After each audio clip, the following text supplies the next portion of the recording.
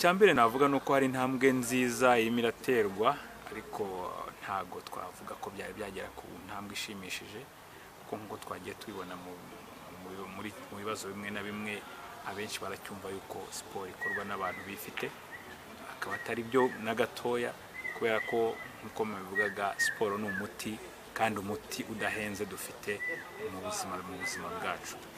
So rero urabona hari kampanye zo gushishikariza abantu gukora siporo muri rusange, ariko ntago giye nakwishimira ko zari zagera ku ntambwe ishimishije.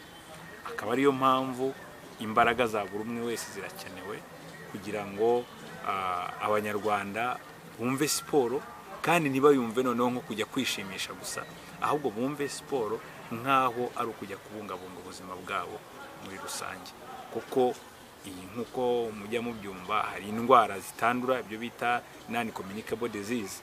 Ziriya ndwara nyinshi mu kuzirinda no kuzivura siporo igiramo uruhare rukomeye.